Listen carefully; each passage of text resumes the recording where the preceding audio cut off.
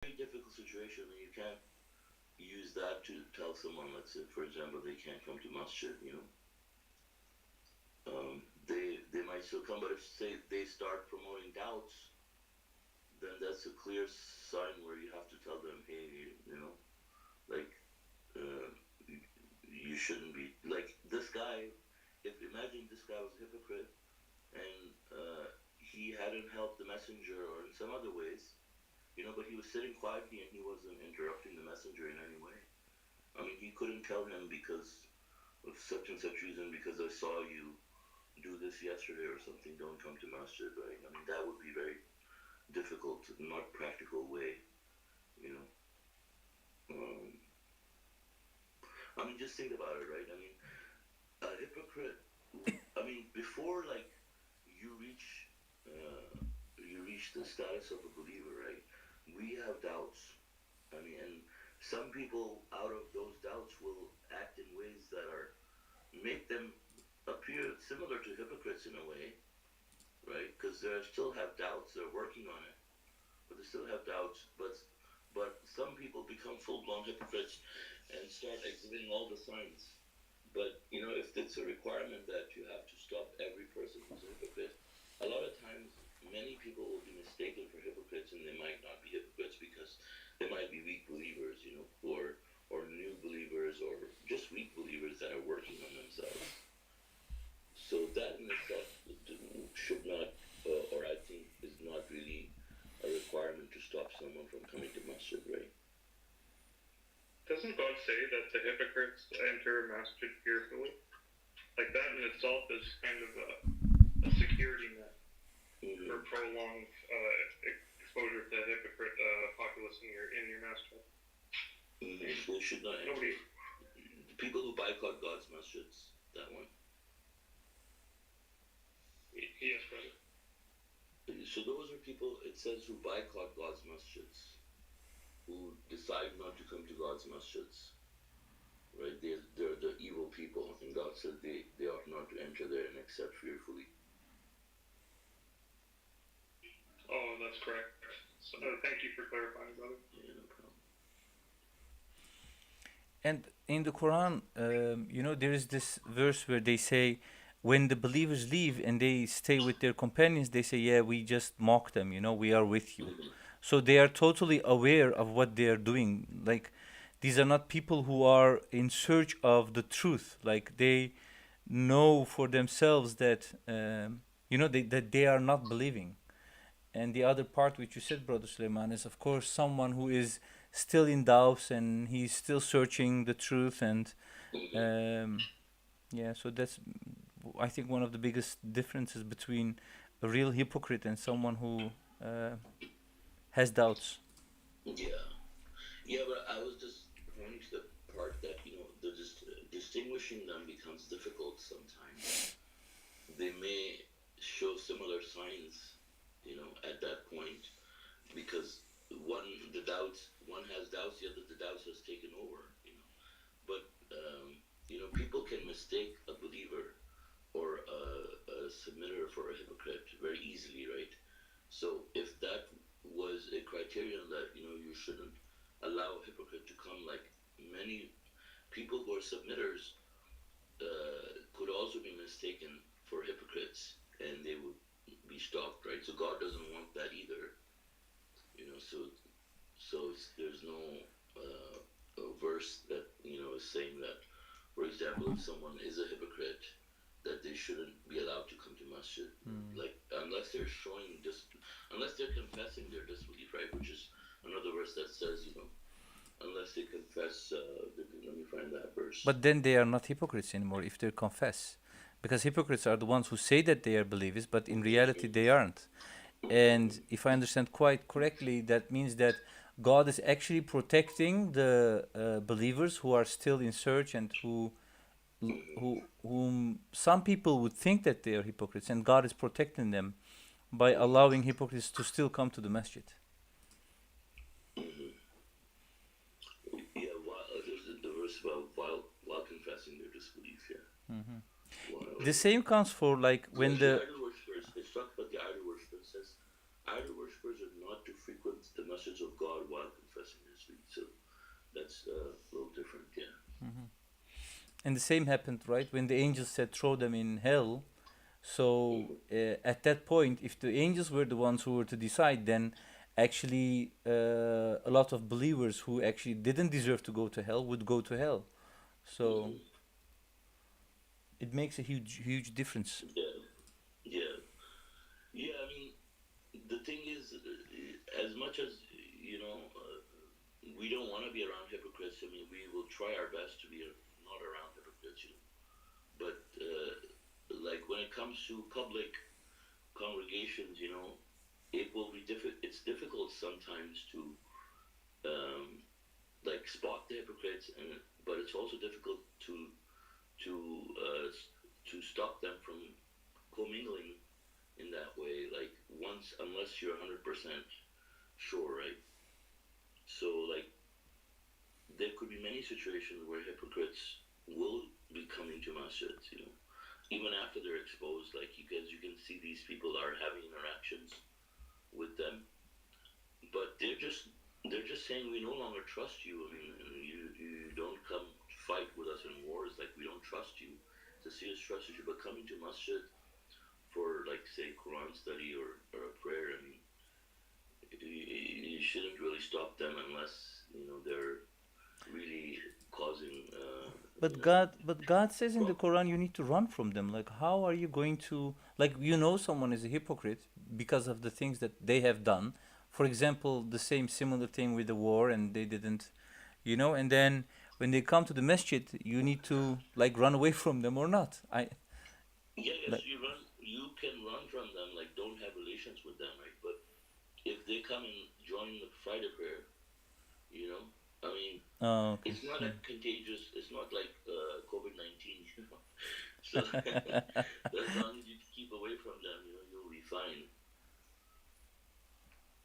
Can I say something? It's actually a personal experience. It's not a large scale like business Mm-hmm. situation, but it's a very smaller scale. So I know of a married couple, at the workplace, and she used to not be in our department, but now she joined the same group, the same team that I'm teaching. But at first I was very concerned because she's an older woman, and she has like her own interpretation of the verses of the Quran, and she acts accordingly. There's a room designated for prayer, but she doesn't go there, and she hides, and she has like this idea that we should, hide our prayers from other people, and she calls herself a submitter, like with other things that I have observed. And you know, um, um, she actually, what I do is that when I pass her, I'm not obligated to say hi to her or anything, because she actually, in the very first time that I saw her, attacked me practicing, and she said that you should hide, you should be careful, and things like that. And so I decided to, actively not get engaged with her, even though I'm, thank God, very kind to other people. Even those who claim they're disbelievers, we have nothing against people who are not, attributing lies to God. But she is actually attributing and practicing those lies. So what I do is that I just, ignore her, even though she's very close. I saw her every day, see her every day. And when she says hi, I say hi, and that's the extent of it. I don't. And if she has like some academic questions and things like that, yes, of course I will answer. But I don't go to her and extend friendship, or say like ask for religious consultation and things like that. And you see that they are interested in getting engaged in the conversation, but we should be careful. Just as far as they are not showing, their belief, there is a room to do your prayer, and you choose to hide. So that's a very, tricky situation that I try to avoid, inshallah. But still, we are, in the same business. We have to be, by God's lead, next to each other. Yeah.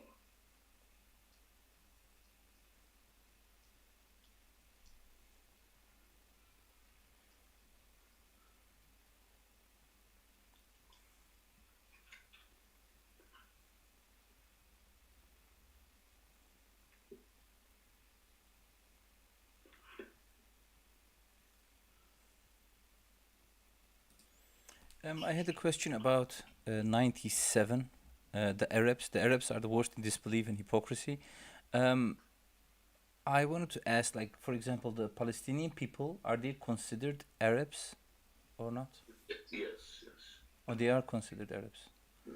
And Egyptians as well, or not? No, No, not not Egyptians, right? Egyptians. Yeah, okay. Like, because you have like Saudi Arabia, right? That area is like real Arabs, and then Yeah. you have Lebanon and Hmm. other companies, but they are not considered Arabs. Lebanon is considered Arabs. Oh, Lebanon is considered Arabs. Yeah. Okay. You remember someone from Lebanon? Yeah. I So, remember. The thing is that somebody could be in Lebanon, someone could be in Dubai. Like there's a lot of submitters in Dubai, right? But they're not Arabs. So like it's often, genetically Arabs. It needs to be yeah, genetically Arabs. mhm, yeah. Okay. And you have these DNA tests, right? Someone, he thinks he is like, for example, a Turkish, but he is 65% Arab. Is that also considered an Arab or? I don't know about the percentage, but the thing is, like, yeah, if you're Arab, then that's what 51%. he was talking about, 51. We need at least 49 to save ourselves from hell, you know? Yeah, yeah. I was recently talking to one of the people. He was from Lebanon, and he saw my. I know him for a long time, and he saw my sermon about the Arabs. I did this recently, and I was talking about Arabs being worse than Pakistan. He said, "I like your sermon a lot," and he said that we have different colored eyes, so we have like some French blood, so it's like there's people like that, that have mixed blood and stuff, so they're not considered quote unquote Arabs. So does that mean, for example, you have this, what was it? Was it cloud or the duha, you know? And then the Arabs would die. What? Sorry, say it again. The duha, in the, is it called the dust? No, the cloud? The, Dukhan. yeah, El Dukhan, yeah. Oh, I thought you were talking about Doha. Oh, is it? Oh, Dukhan. Okay. Okay. Yeah. The smoke. Yeah, sorry, the smoke, yeah. And then you will have, because the messenger mentions this, right? And he's talking about Arabs being, they like all the Arabs are going to die. Should we understand it like They'll that? be And annihilated. annihilated, yeah. And then, Yeah. okay, and then you could say who is real Arab or not after that. So I didn't get the last part. So then you'll say what? Yeah, can you then say, okay, they are all annihilated? So then you can say, okay, those were the real Arabs. Yeah, right. Wait for What? the wait for the smoke. I think. Yeah.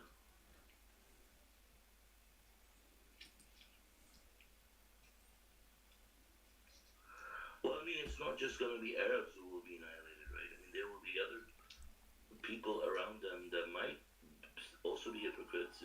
Like there's a lot of people, let's say from Pakistan and other countries, Iran, all these other countries that are also hypocrites living with them. So it's not necessarily just Arabs who are going to be annihilated. Other disbelievers are also going to be annihilated. Even the other people around the world are going to be affected by it too. There will be large, dust clouds all over the globe that will affect people in some way. But obviously the believers will be safe from it somehow.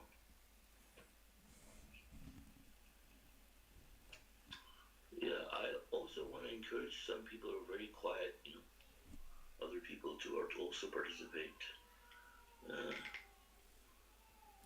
You mean Masud? Masood, Yeah. Huda, John, uh, Omid Phone,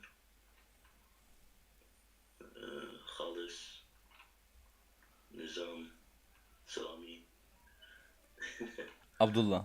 Abdullah, brother Abdullah. Abdullah, yeah, also Abdullah, yeah. That's Turkish brother Abdullah, right? From a Turkish Yes. studies. Okay.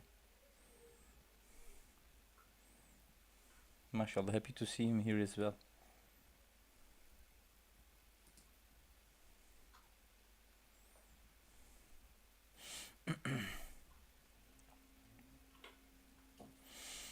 Yeah. You know, Masud has this amazing smile. Uh-huh. You, I'm looking at it now. MashaAllah. Very nice smile. Is it safe to go into unrelated topics to talk amidst Yeah, the study? sure, sure. I have a question, and I don't know how it is for you guys, but for us, it's becoming quite apparent that there is some kind of how can I say political view that is becoming quite oppressive. And my question is how should we how should we respond as just submitters in general, right? Uh-huh. You mean about the war going on between Israel and Palestine and that kind of things?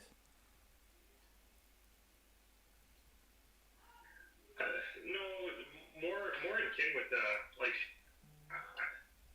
if I'm going to be as upfront as possible. This is just my perspective. It's not necessarily a definitive perspective.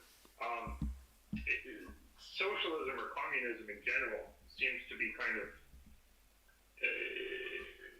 being part of a lot of nations. Like here in Canada, I don't know if there's any other Canadians here, but it's clearly becoming the front runner ideology, which, as you guys know, communism outlaws any type of religion because it itself is a totalitarian religion, right? So with that in mind, and you see what's going on in states politics, right? Like people are understanding there's more corruption there. It seems to be a wide sweeping ideology that's kind of infecting a lot of politics. And of course, in kind it affects its populace. My question is how do we respond as submitters, right?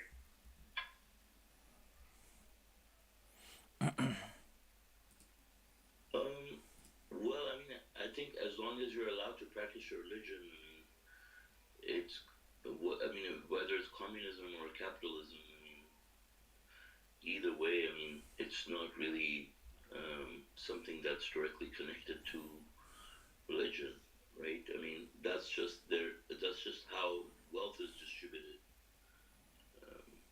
No, brother. Communism is like by its own ideology, by its own writing. Like if you read Das Kapital or the Communist Manifesto or anything in regards to what these ideologies lead to, it's 100% religion is banned, right? What it leads to is separate from like what it is, right? But I'm saying as long as it's not leading to it, I mean, it's fine, right? I mean, let's say if Canada decides to have a universal health care or, wants people to pay for it, I mean, as long as you're allowed to practice your religion, I mean that has nothing to do with the religion, right? So I'll give you an example. Maybe you can understand where I'm coming from. So here in Canada, for example, actually in the city that I live in, a Muslim guy during last Ramadan, just like they wanted to do a pride march for the homosexuals, and this gentleman, a young boy, and this is notable. Like it's been like this is proven. This isn't conjecture. He says, "Oh, I will not march." And they says, "We allow you to practice Ramadan. Now you got to do what we do. Otherwise, you're not part of this country." And a lot of leading politics here in Canada have agreed with that sentiment, saying, "Get in line or leave." Right? So just to get and there's many other circumstances like that where it's breaching on the side of freedom to practice your religion, and not only that, freedom to disassociate yourself from other ideologies, such as the ongoing LGBT movement or whatever, which I think everybody's safe to say disagrees with, right? So, with that in mind, how would you respond? Yeah, I mean, I would just say that, you know, my religion doesn't allow me to do that, and it's against my religion, and I will not participate, you know, and I'll stick to that, so. Okay, and that's fair. Now, double down, if that's the leading ideology, and it seems like the country is going that way, do you understand? Like, that's a one-solved problem for one type of scenario. I'm talking about something that seems to be evolving more to a religious condemnation, right? So like, I just see precedent before me, right? Like, you look at Sodom and Gomorrah, right? The believers were kind of exiled or condemned to their own place, and they were surrounded by it. Do you just hold true and hold fast to your beliefs and not integrate with any group or try to advance, what could you say, a conviction to that ideology?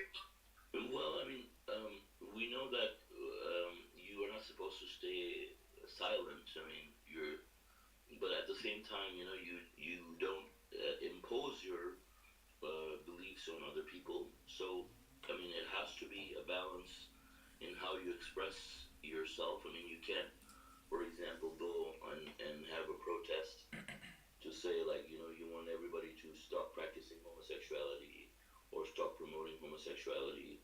But, you know, you can definitely tell people that homosexuality is wrong, and then leave it to them what they want to do. You know, most of these protests that are happening, you know, a lot of times they want them to stop doing their practices. You know, they demand them to stop preaching homosexuality or this and that, you know. But it's not about going and making people aware that this is wrong. You know, this always goes beyond that. It's one or the other, right? You have the people that want homosexuality to be popular. They want other people to become homosexuals. They don't force people. You know, they're just promoting these ideas like, hey, this is normal, and this, if you want to be this way, this is fine too. Which is wrong, obviously. But the thing is, they're not forcing it on people to become homosexuals. But when people go, like, especially traditional Muslims, becoming very active in this, you know, like they want to go and they want to stop. No, you can't do this, and you can't teach this to our children, and this can't be in our schools. And I see videos of women with headscarves yelling at the top of their lungs, and other submitters promoting it, you know, as good thing, you know, but it's not a good thing. I see that you are allowed to tell people and make them aware that this is wrong, this is not God's way, and you shouldn't practice it. But obviously, if they want to practice it, this is their choice. Let them do whatever they want, right?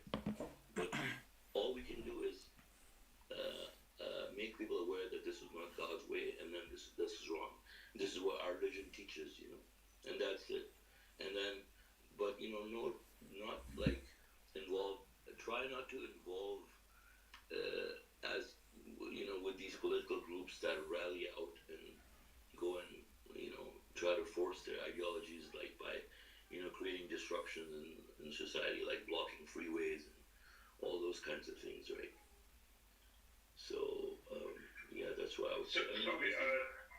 If you're only, there's many peaceful ways of getting heard. You know, I mean, we have social media, and you know, anybody's welcome to voice their opinion and concerns about anything that they want, that they see is wrong with today's society. So they can do that, you know, as long as you're not imposing your ideas on others, you know. So I agree with everything you said, 100%. My question is if there is a divide between the freedom of agency, being able to do exactly what you want, versus being told what to do, should that time come, is it then applicable to go towards more of a, as you had mentioned, kind of congregating with other people who just want the freedom of agency versus being Right, told right. what to do. What do you mean Yeah, so by told? exactly. So Yes. that Sorry. What do you mean by you being told to? Like, do they force you or? let's say I have an example. I have an example. So um, let's say you're living in, and I'll make it simpler. Okay, let's make it simpler. So let's say you're in the Middle East, right? Um, let's suppose you're in the Middle East. Let's say Canada is Middle East now, and they want you to wear headscarves, right? They're forcing you to wear headscarves, and they're forcing you to pray to Muhammad or whatever, right? Or you'll be killed, or you'll be oppressed. I mean, God says immigrate. So if you're in a situation where things are so bad that you're not able to practice your religion freely, your religious values, you're not able to practice them, God says immigrate. So the same would go to any country if it gets extrematized to a point where you're not able to practice your religion freely, then God says you immigrate, right? Uh, or the other alternative is there's enough people, then they fight to be able to practice their religion freely if they're oppressed, right? But I don't think Canada has come to that point yet. But if it ever did, or if you feel that it's not serving your needs, and you feel that you're not able to practice religion, God says, this earth is spacious, and you can immigrate. So Yeah, but Messenger of the Covenant says that within like 50 years the world is going to accept or going to be ruled with submission. So actually, it should go towards like a good country. So, okay, so following with that idea, is there anything wrong with promoting um, a political idea that provides free agency? Like I have, like I'm very much in kin with how the messenger said, free capitalism. Like if you want to do drugs, do drugs. If you want to be bad, be bad. But you shouldn't compel somebody to be bad. You should strive to be a submitter, to be good, right? To have that free agency, which incorporates any other ideology as well. Is there anything wrong with advocating for such a free society? Like if that is exactly the same as submission, then of course not. It will have a No, different no, name, of course, sorry. but I'm not tying submission in at all in terms of no, the but by the political rules. ideology. Yeah, but by the rules. Like in submission, if you like the messenger has, you have this United Nations. If I'm not like the rules of if there is a country and then it's going to be ruled by these basic rules which you mentioned. If they fit those, then you can support it. I think because it's just the same, Okay. Yeah. No, right? thank you for the clarification. Yeah, I agree.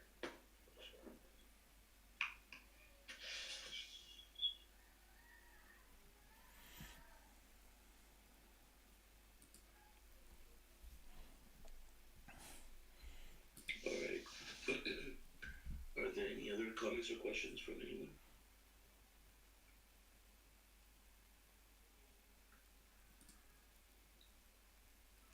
All right. So I guess if not, then God willing, we can conclude our study. Thank you all for joining us. Thank you, Brother Jaffer, for leading the study and for streaming it. Inshallah, our next English Quran study, God willing, will be on Tuesday at 2 p.m. Pacific time. God bless you all. Assalamu alaikum. Selamun aleyküm Assalamu kardeşim. alaikum. Selamun aleyküm. Assalamu alaikum. God bless God you. bless.